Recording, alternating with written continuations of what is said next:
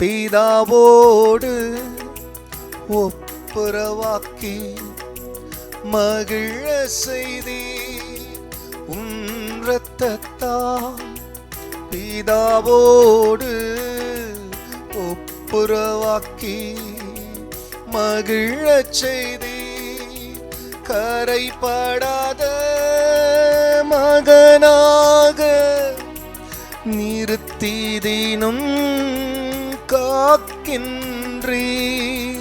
கரைபடாத மகனாக நிறுத்தி தினம் காக்கின்றீர்.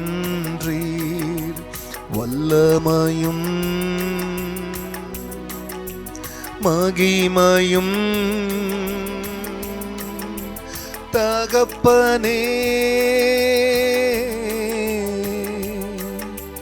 உமக்குதானே. கர்த்தருடைய பரிசுத்த நாமத்திற்கு மகிமை உண்டாகட்டும். ஆண்டவராக இயேசு கிறிஸ்தவ நாமத்தில் வாழ்த்துக்கள். கிருபையும் சமாதானமும் உங்களுக்கு பெருகுவதாக.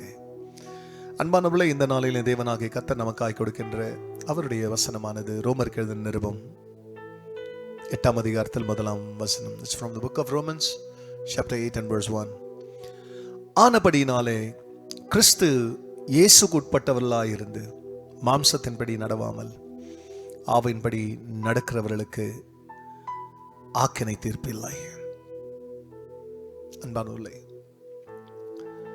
ஆவியின்படி நடக்கிறதற்காக நம்மை ஆவியின்படியே மறுபடியும் பிறக்க செய்தார்.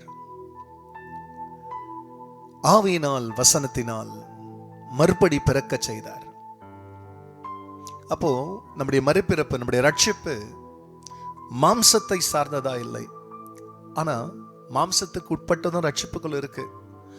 ரட்சிப்பினுடைய பிரதான நோக்கம் என்னன்னா, நாம் ஆவியிலே நடக்க வேண்டும்.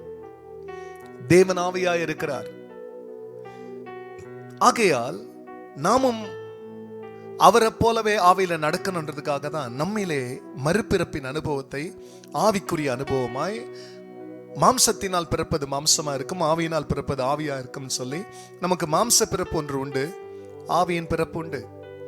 அந்த ஆவியின்படி பிறந்த நீங்களும் நானும் இப்போ மாம்சத்தின்படி நடவாமல் மாம்சத்தின் கிரியைகளை ஒவ்வொரு நாளும் பிரியமல்ல அழிக்கிறவர்களாக, மாம்சத்தின் கிரியைகளை அழிக்கிறவர்களாக ஆவியிலே நடக்கிறவர்களாய் இருக்கும் பொழுது வேதம் சொல்றது, ஆனபடினால் கிறிஸ்து இயேசுக்குட்பட்டவர்களாய் இருந்து மாம்சத்தின்படி நடவாமல் ஆவியின்படி நடக்கிற நமக்கு ஆக்கினை தீர்ப்பில்லை.